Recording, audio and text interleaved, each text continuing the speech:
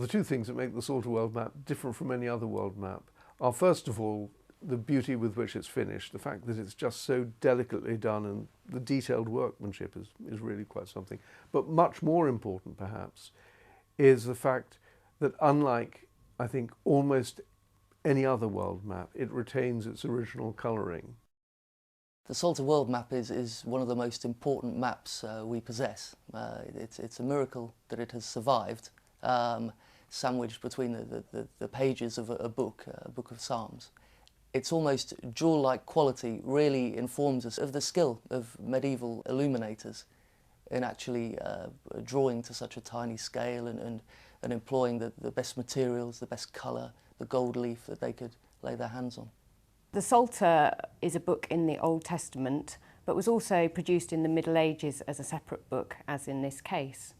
The World Map, which comes before the Psalter, it was the first page of the original book, and a bit later some extra leaves were added at the front of this manuscript, and they contain full-page miniatures from the late 13th century.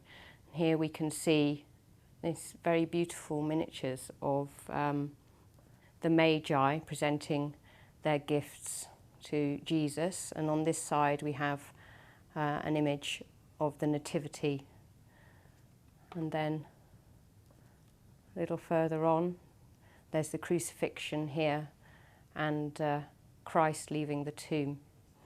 And here we can see the opening of the first psalm, and there's an image in the illuminated letter B of King David playing his harp.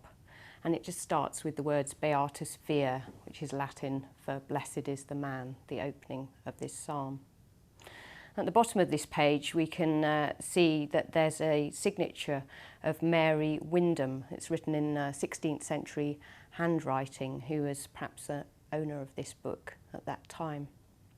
And if we turn to the end of the book,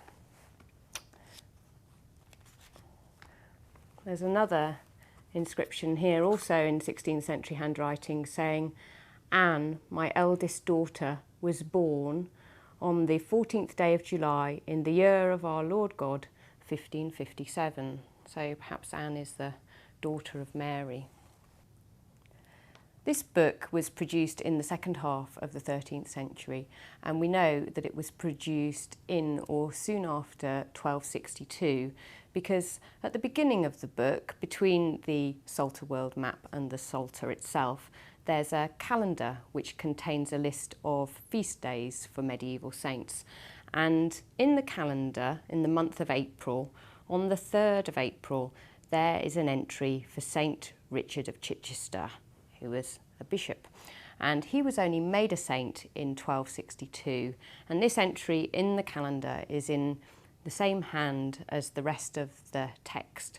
So we're absolutely certain that the main part of this manuscript was written in or after 1262. As with most medieval manuscripts and maps, we have no idea who the creator of the Psalter map was. We have to work from the map backwards and try to recreate the world in which it came into being. And if one does that, the most obvious thing about the map is that it contains details which are hardly visible to the naked eye, like, for instance, the River Nile. The Psalter map was produced by an artist who specialised in miniature pictures. But the creator of the original map from which it was copied would have been used to working on a much larger scale. Who the man was, we just don't know. The British Isles is a big feature of the Psalter World Map, even though it's been pushed right to the bottom left of the map, almost outside the sphere. This tells us that the map was probably made by someone with a connection with England and the British Isles. The Psalter map is a wonderful survivor of a far earlier time and a far earlier mentality, I think, of map making, where you don't just show what is there, you show everything that has been there for the entire span of history. Exposure to light, exposure to fire, exposure to smoke can do the most enormous amount of damage, even to a piece of parchment. But if you put it into a book, you're protecting it. And when you look at the Psalter World Map, even though it's so small, you get an idea of just how splendid the greatest world maps are. And that's one reason why it is often called a great world map in miniature.